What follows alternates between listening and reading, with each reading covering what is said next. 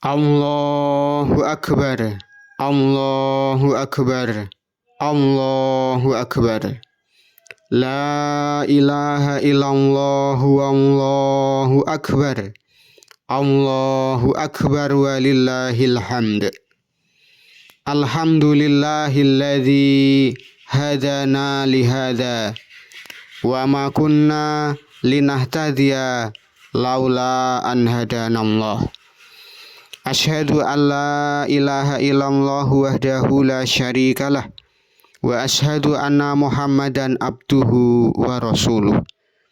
Allahumma shalli ala nabiyyina Muhammadin wa ala alihi wa ashabihi ajmain. Faya ibadallah, usikum wa nafsi bitaqwallah, faqad fazal muttaqun. Qala ta'ala, ya ayyuhalladzina amanu taqullah haqqa tuqatih wa la tamutunna illa wa antum muslimun. Ma'asyiral muslimin rahimakumullah. Wonten ing enjang ingkang kebak barokah punika, monggo kula lan panjenengan sesarengan ngunjakaken syukur dumateng ngarsanipun Allah taala. Awit saking rahmat lan hidayahipun, kula lan panjenengan saged ngrampungaken ibadah siam Ramadan setunggal wulan muput.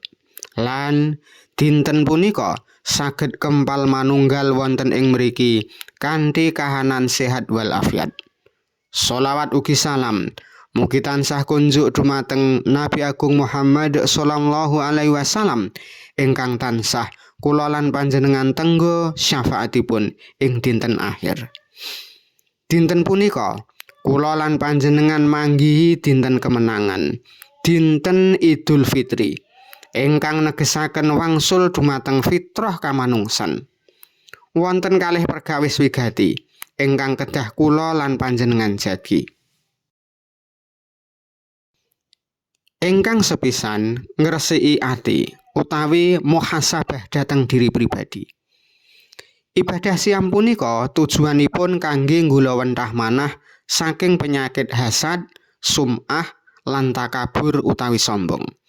Allah Subhanahu wa taala sampun nate paring pangandikan, qad aflaha man zakkaha wa qad khaba man dassaha. Sak temene bejo wong kang nyucikake jiwane, lan sak temene rugi wong kang ngregeti atine. Ma'asyiral muslimin rahimakumullah. Monggo ing dinten punika kula lan panjenengan nintingi lebeting manah piyambak-piyambak. Seringipun mripat punika langkung prigel lan landhep menawi mirsani cacat sarta kaluputan tiyang sanes. Kula lan panjenengan asring dados hakim ingkang gampil biji lan nyalahaken tumindakipun tangga tepalih, nanging kados dene paribasan gajah ing pelataran boten ketingal, nanging tuma ing sabrang ketingal cetha. Kedah kula lan panjenengan mangertosi bilih penyakit ati kados dene sombong lan ngrumaosi paling leres punika saged ngrusak sedaya amal ingkang sampun dipun upayakaken setunggal wulan muput. Pramila dinten riyaya punika sanes papan kagem pamer sinten ingkang paling pinter, paling sugih utawi luhur derajatipun. Nanging dinten punika dinten kagem ngrumaosi bilih ing ngarsanipun Allah taala kula lan panjenengan sedaya menika sami namung titah ingkang ringkih ingkang betahaken kawelasan saking Gusti. Monggo raos sombong punika dipun kubur lebet-lebet, dipun gantos kanthi raos andhap asor supados manah punika saestu saged nampi cahayanipun hidayah Allah Subhanahu wa taala kanthi gampil. Ingkang angka kalih inggih punika kula lan panjenengan kedah njagi ing bab ngraketaken sesambungan. Ibadah siam punika ugi mulangaken kepedulian dumateng sesami manungsa utawi hablum minanas. Mboten namung nahan luwe lan ngelak, Nanging siam nggembling jiwa supados langkung peka dumateng sederek sanesipun. Rasulullah sallallahu alaihi wasallam dawuh, la yahillu li muslimin ayah jura akhahu fauqa salasi layalin.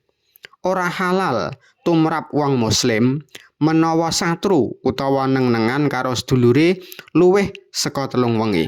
Hadis riwayat Imam Bukhari lan ugi Imam Muslim. Ma'asyiral muslimin rahimakumullah. Saksampunipun kula lan panjenengan reresik manah saking penyakit takabur, sakmenika wancinipun mbuktekaken kesalehan punika dumateng sesami. Suraosipun dinten riyaya punika bakal keraos sepa lan hambar menawi ing antarane tangga lan sederek taksih wonten tembok dhuwur ingkang misahaken pasduluran. Ampun ngantos ibadah siam kula lan panjenengan kandhek ing awang-awang boten dipun tampi dening Allah, namung amargi kula lan panjenengan tasih neng-nengan utawi boten purun sapa aruh. Asringipun tiyang ingkang paling awrat kagem kula lan panjenengan pangapura inggih punika tiyang ingkang paling celak. Mbok bilih punika sederek kandung utawi tangga tepalih. Elinga bilih tiyang ingkang mulya punika sanes tiyang ingkang saged menang nalika padudon. Nanging tiyang ingkang kersa ngasoraken diri kagem nyambung silaturahmi. Salajengipun sumangga sesambungan ingkang nate rengka dipun raketaken malih.